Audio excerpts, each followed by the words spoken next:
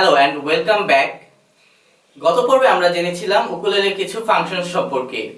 এই পর্বে আমরা উকুলেলের ফ্রেটবোর্ড, স্ট্রিংস এবং এর কিছু কর্ড সম্পর্কে জানব।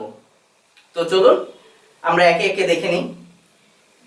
গত পর্বে আমরা দেখেছিলাম উপরের স্ট্রিংগুলো যথাক্রমে জি, সি, ই এবং এ এই চারটি কর্ডসে আছে। তো এই নোটগুলো ধরে আমরা ফ্রেটবোর্ডের বাদবাকি নোটগুলো বের করতে পারি। নোটগুলোর সিকোয়েন্স হচ্ছে A, A sharp, B, C, C sharp, D, D sharp, E, F, F sharp, G এবং জি শার্প। মোট এই 12টি নোট নিয়ে হচ্ছে উকুলেলের ফুল ফ্রেটবোর্ডটা সাজানো। তো যেহেতু এটা ওপেন জি কোর্সে আছে, তো এই নোটটাকে আমরা যদি প্রথম ফ্রেটবোর্ডে ধরি তখন এটা হয়ে যাবে জি শার্প এবং জি শার্পের পরে এটি একটি লুপ আকারে আবার এ শার্পে চলে যাবে। তো জি শার্পের পরে আমার এই নোটটি হবে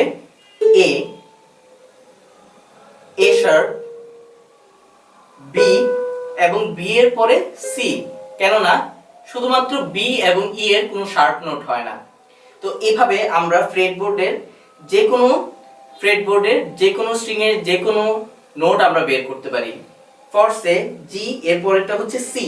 তো সি এর প্রথম স্ট্রিংটা যদি আমরা ধরি প্রথম ফ্রেটবোর্ডের, তাহলে এটা হয়ে যাবে সি শার্প, যথাক্রমে ডি, ডি শার্প, ই।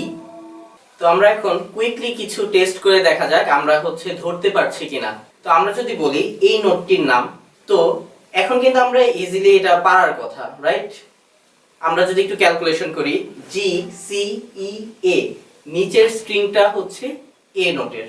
তো এরপর আসছে আমাদের এ শার্প, বি এবং সি, তার মানে এই নোটটা হলো সি। নোট হলো প্রত্যেকটা মিউজিকের ইন্ডিভিজুয়াল একটা টার্ন। তো কতগুলো নোট নিয়ে আমাদের এক একটি কর্ড হয়ে থাকে, এই সম্পর্কে আমরা আমাদের পরবর্তী পর্বতে জানতে পারবো। তো পরবর্তী পর্বটি আমাদের সাজানো হবে স্ট্রামিং এবং এটার প্যাটার্নস অনুযায়ী। ধন্যবাদ।